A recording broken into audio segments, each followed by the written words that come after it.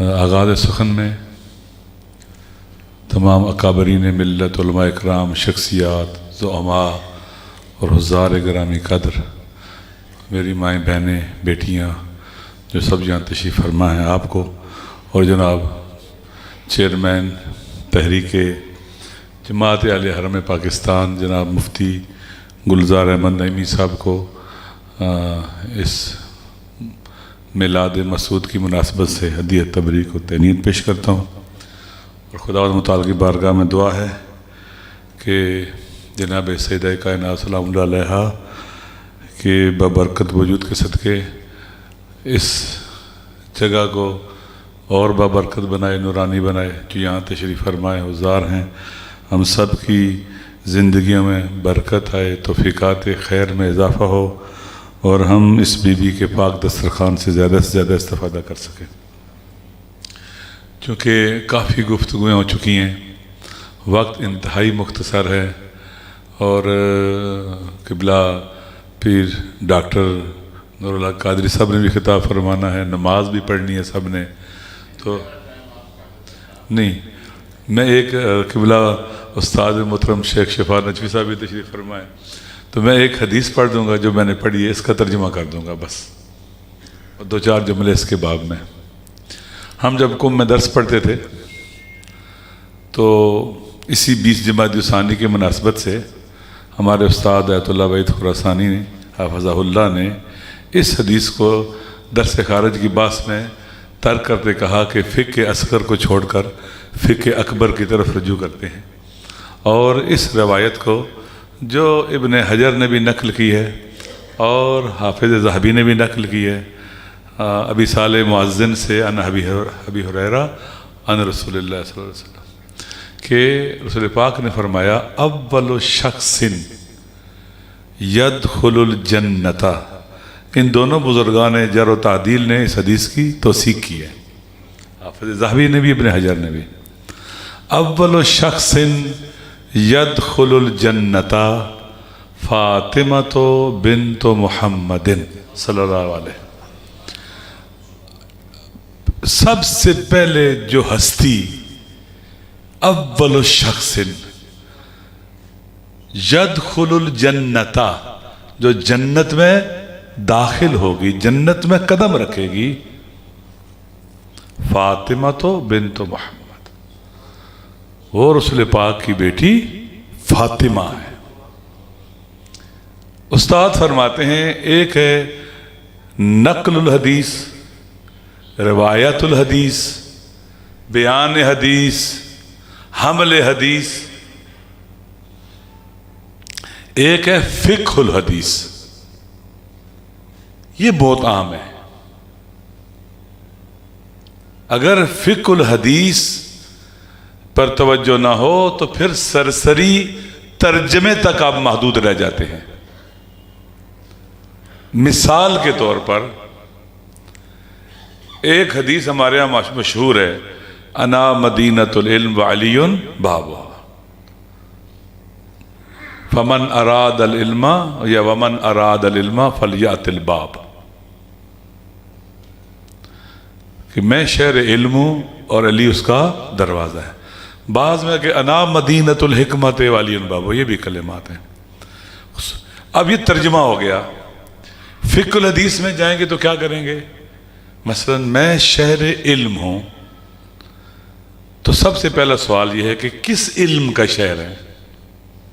اقسام علم ہے، منطق میں پڑھاتے ہیں آپ، علم حصولی ہے، علم حضوری ہے، پھر علم اجمالی ہے، علم تفصیلی ہے۔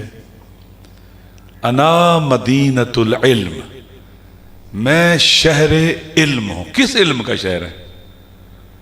یہ بہت عام ہے۔ بعض نے کہا جی کہ الف لام عوض از مضاف الیہ ہے، یعنی الا مدینۃ علم النبوۃ والرسالہ، میں علم نبوت اور رسالت کا مدینہ ہوں۔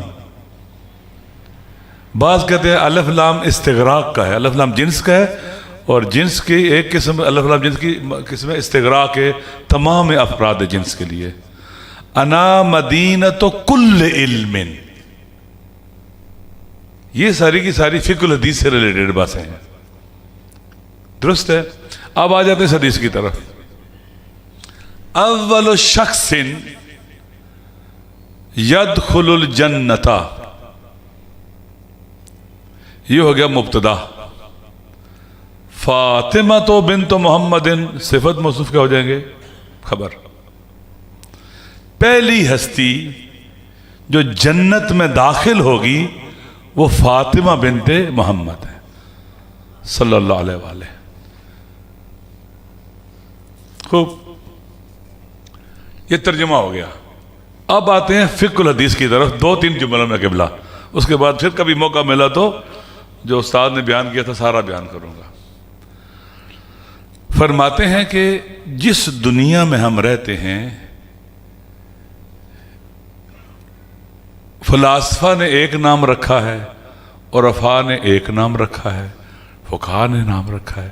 سادہ لفظوں میں کہوں تو اس دنیا میں جس میں رہتے ہیں اسے کہتے ہیں جی کہ یہ ظاہر کی دنیا ہے. ملک ہے، یہاں پر ملک کی حکومت ہے، ملک کی دنیا ہے، صورت اور تصویر کی دنیا ہے. یہاں صرف ظاہر دیکھا جاتا ہے اور احکام بھی ظاہر پر ہی لگائے جاتے ہیں. اور ایک ہے باطن جسے ملکوت کہتے ہیں. بیدہی ملکوت کل شیء. ایک ہے ملک اور ایک ہے ملکوت، ایک ہے ظاہر اور ایک باطن. قیامت کا دن جو ہے نا وہ یوم تبلی السرائر ہے. وہ دن ہے جس دن حق باطل پر غالب آ جائے گا. باطل وہاں ہو گئی نہیں، مر جائے گا. زہر وہاں نہیں ہوگا، وہاں حقیقت ہوگی. جو اندر ہے سارا باہر آ جائے گا. عام دنیا میں ہم دیکھتے ہیں کہ آدمی کو ظاہر دیکھیں سب کا ایک جیسا ہے، اولیاء اللہ کی طرح ظاہر ہوگا اس کا، لیکن باطن ممکن ہے بھیڑیے سے بھی بدتر ہو.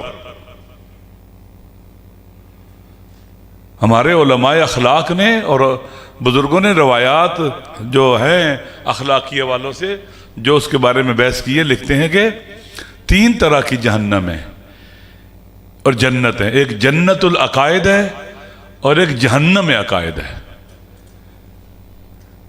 اور ایک دوسری بیان کر دیتا ہوں. ایک جنت اوصاف ہے، ایک جہنم اوصاف ہے. اس دنیا میں ایک آدمی کے بدن پر ایک چہرہ ہے. یہ اوصاف جو ملکات کی شکل میں ڈل جاتے ہیں، قیامت کے دن ہر ایک اپنی حقیقت میں ظاہر ہوگا. ممکن ہے ایک آدمی کئی چہروں والا ہو اور بدترین صورت ہوگی، شکل ہوگی اس کی. وَمَنْ يَعْمَلْ مِثْقَالَ ذَرَّةٍ خَيْرًا يَرَهُ وَمَنْ يَعْمَلْ شَرًّا يَرَهُ. درست ہے. وہاں سب کچھ نظر آئے گا، خیر بھی نظر آئے گا اور جو شر کیا وہ بھی نظر آئے گا.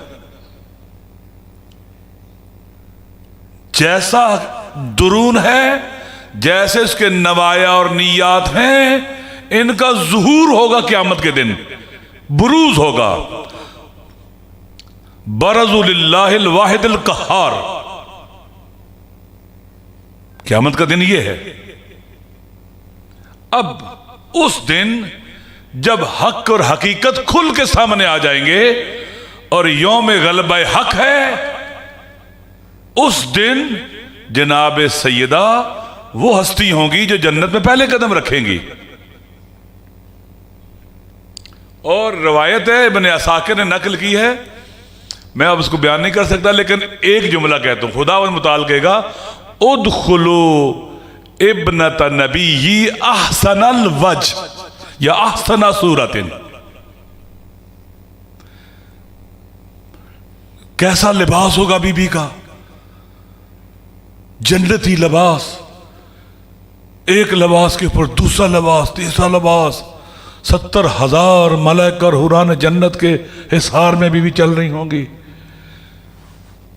یہ ظہور کا دن ہے، یہ حقیقت کے نشاندہی کا دن ہے. حقیقت لوگ دیکھیں گے. بہرحال تو یہ آسن صورت استاد فرماتے ہیں اس صورت میں ہوگا جب عمل میں بھی احسن ہو اور علم میں بھی احسن ہو.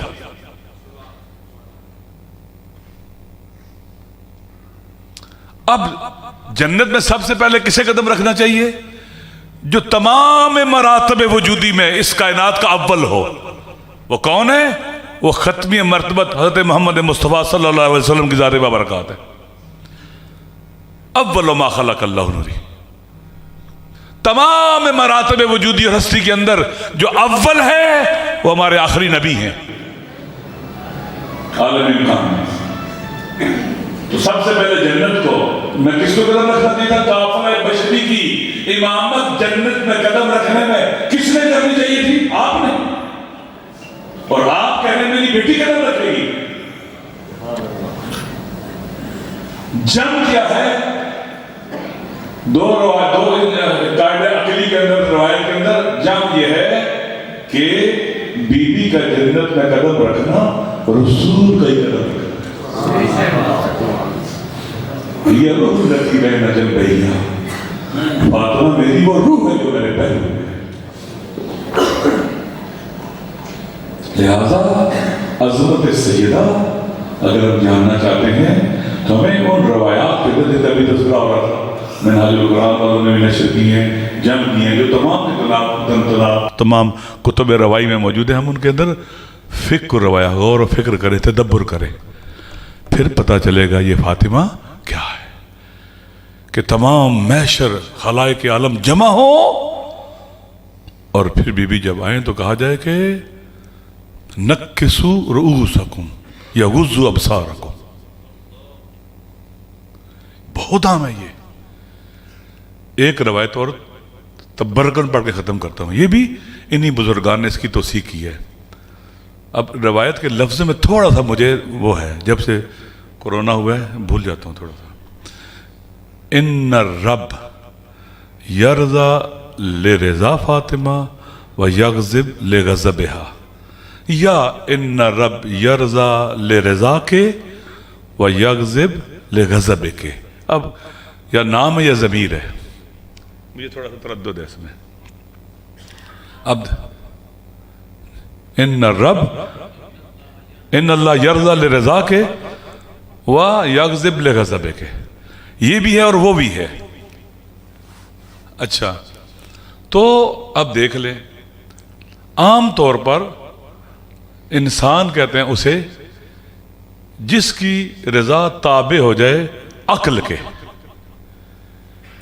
یہ انسان ہے، یعنی کہ جہاں عقل کے وہاں پسند کرے، جہاں عقل کہے وہاں ناپسند کرے. یعنی انسان کی غضب اور رضا تابع ہو عقل کے. دعامت الانسان علی العقل. اس سے مفہوم ہے اگر انسان کی رضا تابع ہو جائے اللہ کی رضا کے اور غضب تابع ہو جائے اللہ کے غضب کی، انسان معصوم ہے. یعنی جو اللہ چاہتا ہے وہی یہ چاہے، جس سے اللہ ناراض ہو سے یہ ناراض ہو. اس کی رضا اور غضب تابع ہو اللہ کی رضا اور غضب کے. اب میں ترجمہ نہیں کرتا، انسان کی سوچ جب فقہ الحدیث کے باب میں جاتا ہے تو متحیر ہو جاتا ہے. یہ نہیں کہا ہے کہ یا فاطمہ تو انکے ترزا یا انکے ترزینا لرضا اللہ و تغضبینا لغضب اللہ.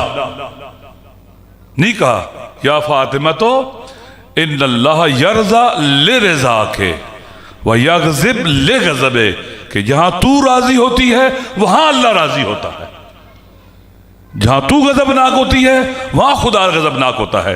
یہ مقام عصمت کبریٰ سے بھی مافوق ہے اور رفاع کی نظر میں. وصل آخر میں آپ سب کو مبارکباد دیتا ہوں، اور انشاءاللہ سیاسی اجتماعی باتیں جو ہے نا وہ ان جلسوں کے لیے جہاں پر وہ لائق ہیں. ٹھیک ہے نا، شکریہ.